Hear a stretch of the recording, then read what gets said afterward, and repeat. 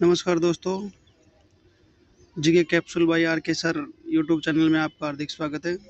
तो क्लास को स्टार्ट करने से पहले मैं एक बार को गुजारिश करूंगा आपसे कि जिन्होंने भी चैनल को सब्सक्राइब नहीं किया है वो चैनल को सब्सक्राइब कर ले। तो आइए बात करते हैं गोपाल सिंह खरवा, जो राजस्थान के प्रमुख व्यक्तित्व एवं क्रांतिकार रहे।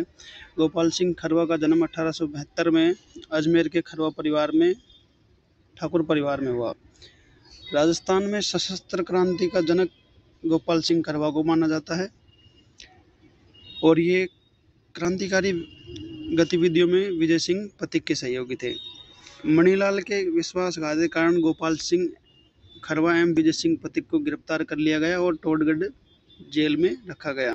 टोडगढ़ जेल जो वर्तमान में सलूम्बर में आती है और अजमेर जिले में है। तो ये थे गोपाल सिंह खरवा के बारे में महत्वपूर्ण फैक्ट्स। तो आइए दूसरे व्यक्तित्व के बारे में बात करते हैं। दूसरे व्यक्तित्व हैं हमारे गोविंद गिरी। गोविंद गिरी का जन्म 1858 में बासिया गांव डूंगरपुर में हुआ। इनका जन्म बंजारा परिवार में हुआ और इनके गुरु राजगिरी, सहयोगी सुरजी भगत, इनका उपनाम भीलों का गुरु और केंद्र बेड़सा गांव डूंगरपुर। इन्होंने भगत आंदोलन चलाया था। गोविंद गिरी द्वारा भगत आंदोलन चलाया गया था। इन्होंने संप सभा की स्थापना 1928 में की एवं संप सभा एवं भगत पंथ के संस्थापक भी रहे।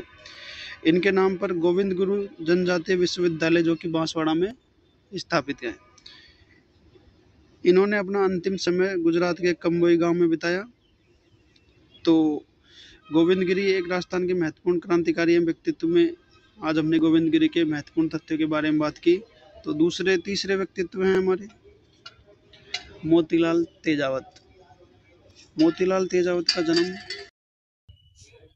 तो दोस्तों बात करते हैं मोतीलाल तेजावत के बारे में। मोतीलाल तेजावत का जन्म 1896 में हुआ।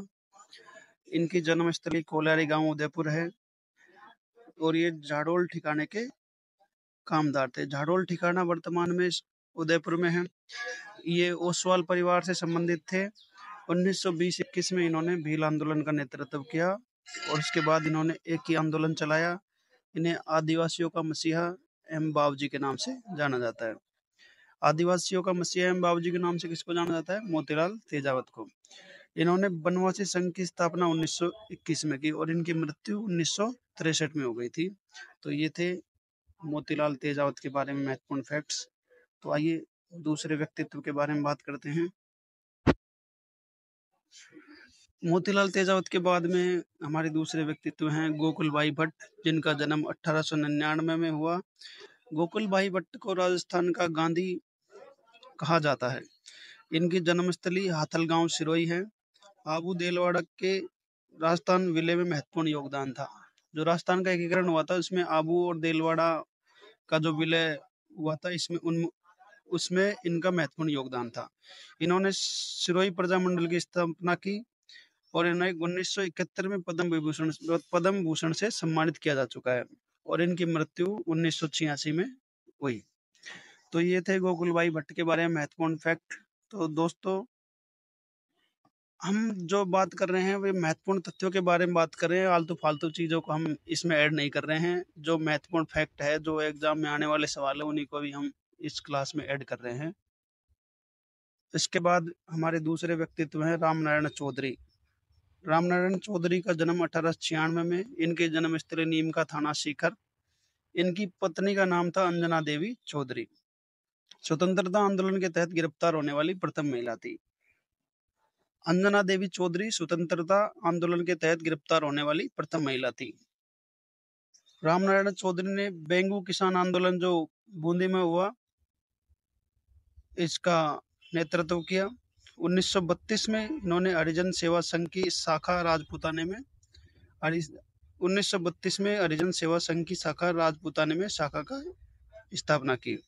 1936 में नवज्योति पत्रिका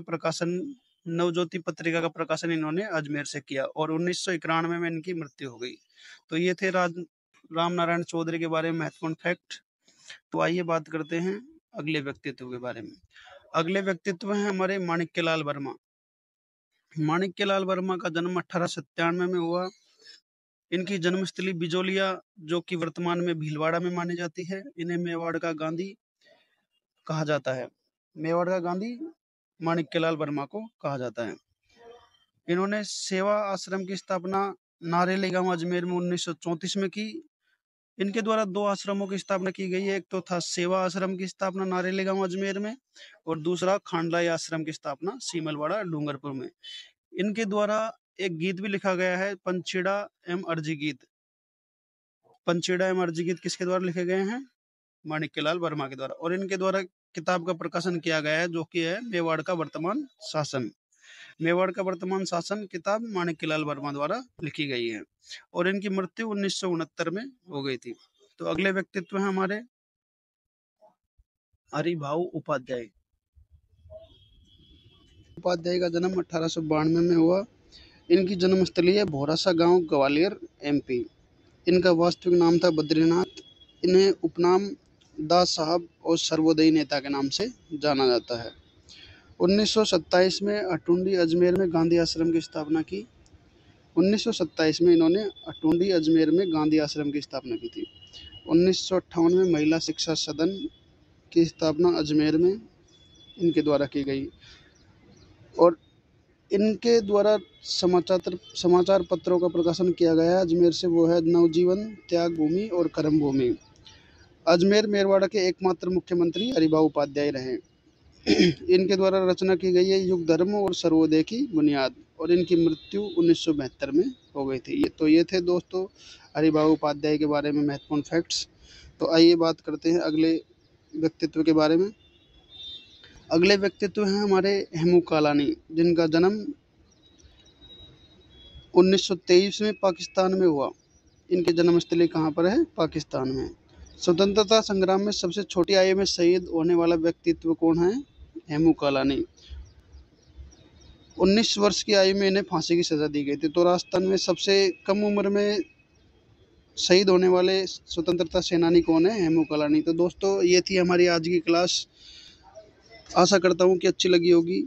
तो अगर आपको ये क्लास अच्छी लगी है और डेली इसी तरह की क्लास देखने के लिए हमारे YouTube channel GK capsule by R K sir को सब्सक्राइब और वीडियो को लाइक ज़रूर करें, और अपने दोस्तों तक चैनल को शेयर करें।